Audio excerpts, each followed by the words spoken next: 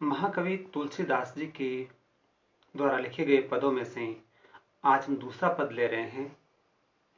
यह पद महाकवि तुलसीदास जी की रचना कवितावली के बालकांड से लिया गया है। यह उस समय का प्रसंग है जब राजा जनक के महल में सीताजी और श्री राम जी का विवाह हो रहा है। राजा जनक का महल अति सुंदर लग रहा है। विवाह मंडप सजा हुआ है। भगवान श्री राम दूल्हे के रूप में और सीताजी दुल्हन के रूप में विराजमान है। पद क्या है देखिए। पद है, दुल्हे श्री रघुनाथ बने, दुल्ही सिय सुंदर मंदिर माही, गावत गीत सबे मिल सुंदर, वेद जुआ जुरि विप्र पढ़ाई, राम को रूप निहारती जानकी, कंकन के नग की परछाई, याते सभी सुधि भूल गई, कर टेक रही पलटारत नाही। पद की व्याख्या देखिए, बहुत सुंदर पद है। दुल्हे श्री रघुनाथ बने, भगवान श्री राम दुल्हे के रूप में और सीताजी दुल्हन के रूप में राजा जनक के महल में विराजमान है। यह मंदिर शब्द महल को कहा गया है। गावत गीत सबे मिले सुंदर, विवाह के गीत गाए जा रहे हैं, विवाह के मंगल गीत गाए जा रहे हैं। वेद जुआ जुरि विप्र पढ़ाई, और युवा ब्राह्मण वेद मंत्रोच्चार के साथ विवाह संपन्न करा रहे हैं। अब इसी बीच क्या होता है, सीताजी भगवान श्री राम की सुंदर छवि को निहारना चाहती है, लेकिन लज्जा और संकोच के कारण वे श्री राम की ओर नजरें नहीं उठा पाती है, उनको देख नहीं पाती है, क्योंकि परिजन बैठे हैं, बंधु बांधव बैठे हैं, विप्रजन बैठे हैं। ऐसे में लज्जा और संकोच के कारण सीताजी अपनी नजरें नहीं उठा पा रही है। तो क्या होता है, उन्होंने अपने हाथ में एक कंगन पहन रखा है। कंगन में एक सुंदर सा नग है, बहुत ही सुंदर नग है, बड़ा नग है। उस नग में सीताजी को भगवान श्री राम की सुंदर छवि दिखाई देती है और वे बस उसी को निहारती जाती है। राम को रूप निहारती जानकी, उस कंगन के नग में श्री राम की सुंदर छवि को निहारती जाती है। याते सभी सुधि भूल गई, कर टेक रही पलटारत नहीं। वे ये भी भूल जाती है कि विवाह मंडप में बैठी हुई है। वे तो बिना पलक झपकाए उस नग में श्री राम की सुंदर छवि को देखती रहती है। श्रृंगार रस का सुंदर वर्णन यहाँ किया गया है और मनमोहक वर्णन किया गया है। जो प्रमुख शब्द आए हैं इस पद में, एक शब्द है मंदिर। मंदिर शब्द का अर्थ यहाँ महल है। राजा जनक का जो महल है उसके लिए मंदिर शब्द काम में लिया गया है।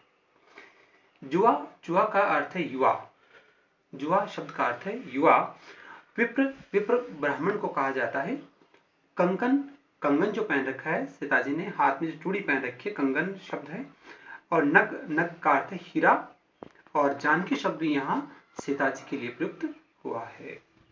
एक बार इस पद को लय के साथ गाते हैं। दुल्हे श्री रघुनाथ बने, दुल्ही सिय सुंदर मंदिर माही, गावत गीत सबे मिले सुंदरी, वेद जुआ जुरि विप्र पढ़ाई, राम को रूप निहारती जानकी, कंगन के नग की परछाई, याते सब सुधि भूल गई, कर टेक रही पलटारत नाही, याते सब सुधि भूल गई, कर टेक रही पलटारत नाही।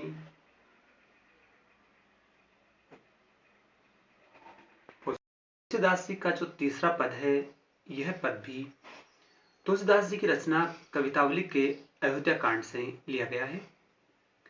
यह प्रसंग उस समय का है जब भगवान श्री राम को 14 वर्ष का वनवास दिया जाता है। यहां भगवान श्री राम का जो धैर्य है, वो धैर्य देखिए, अद्भुत धैर्य है। सुबह भगवान श्री राम का रास तिलक होने वाला होता है और उसके पहले दिन उनको 14 वर्ष का वनवास दिया जाता है। रास तिलक के लिए प्रसन्न नहीं है तो वनवास जाने के लिए दुखी भी नहीं है भगवान श्री राम। देखिए पद कितना सुंदर है, पहले पद को पढ़ेंगे। कागर कीर जो भूषण चीर लशो, तज नीरु जो काई, मातु पिता प्रिय लोग सबे, सन्मान सुभाय सने सगाई। संग सुभामिनी भाई भलो, दिन द्वे जनु औद हुते पहुनाई, राजीव लोचन राम चले, तजी बाप को राज बटाओ कि नाही। कागर कीर, जिस प्रकार से तोता अपने बेकार पंखों को छोड़ देता है, उसी प्रकार से भगवान श्री राम को जैसे पता चला कि उन्हें 14 वर्ष का वनवास हो गया है, तो उन्होंने अपने वस्त्र और आभूषण जो थे, राजसी वस्त्र और आभूषण थे, उन आभूषणों को त्याग दिया, छोड़ दिया। जब उन्होंने राजसी वस्त्रों और आभूषणों को त्यागा, छोड़ा, उस समय उनका जो सुंदर शरीर था वो इस प्रकार दिखाई दिया, मानो पानी के ऊपर जो काई आ जाती है, पानी की जो निर्मलता होती है वो छिप जाती है और काई के हटाते ही वो निर्मलता दिखाई देने लग जाती है। उस प्रकार से उनका सुंदर शरीर जो था वो दिखाई देने लगा। मातु पिता प्रिय लोग सबे, सन्मानी सुभाय सने सगाई। वनवास जाने से पहले, वन जाने से पहले उनके मन में किसी के प्रति द्वेष की भावना नहीं है। माता कैकेयी के प्रति भी उतना ही सम्मान है जितना माता कौशल्या के प्रति है। माता पिता, मंत्री संतरी, अपने भाई बंधुओं से सबसे प्रेम के साथ वनवास जाने से पहले मिलते हैं। कहीं छोटे बड़े का भाव नहीं है। माता पिता से बड़े सम्मान के साथ मिले तो उसी सम्मान के साथ वे अपने मंत्रियों से, संतरियों से, अपने भाइयों से और अन्य जो प्रिय लोग थे, प्रजा थी, उन सबसे वे स्नेह के साथ मिलते हैं।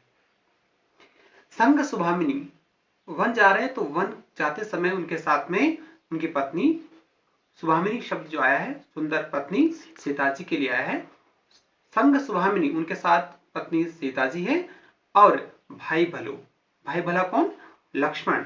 लक्ष्मण अपने भाई का बड़ा सम्मान करते हैं, उनके बिना एक पल नहीं रह सकते हैं। और जब पता चलता है कि भैया श्री राम वन जा रहे हैं तो वे भी भाई के साथ वन जाने को तैयार हो जाते हैं। और इस प्रकार से अयोध्या छोड़कर चलने लगे मानो वो 2 दिन के लिए मेहमान बनकर के आए थे। दिन द्वे जनु औद होते पहुनाई। पहुनाई का अर्थ है मेहमान और औद का अर्थ है अयोध्या। इस प्रकार से वे अयोध्या छोड़कर के चल पड़े मानो वे 2 दिन के लिए अयोध्या में मेहमान बनकर के आए थे, अतिथि पाहुणा बनकर के आए थे। राजीव लोचन राम चले, तजी बाप को राज बटाओ कि नाही। कमल के समान नेत्रों वाले श्री राम अपने पिता के इतने बड़े साम्राज्य को इस प्रकार से छोड़कर के चल पड़े जैसे बटाऊ एक राही किसी रास्ते में आने वाली राह को छोड़कर के आगे बढ़ जाता है। भगवान श्री राम का अद्भुत धैर्य। जहां वे राजतिलक से प्रसन्न नहीं है तो वहीं दूसरी ओर वनवास जाने से दुखी भी नहीं है। ये प्रसंग कवितावली के अयोध्या कांड से तुलसीदास जी का शामिल किया गया है। इस पद में जो प्रमुख शब्द आए हैं, एक आया चीर शब्द। चीर का अर्थ है वस्त्र। भूषण कहते हैं आभूषणों को, गहनों को। नीरु का अर्थ है पानी। कागर कीर का अर्थ है तोते के पंख। और सगाई का अर्थ है मिलना, स्नेह का अर्थ है प्रेम। तो इस प्रकार से आपका यह पद यहाँ पूरा होता है।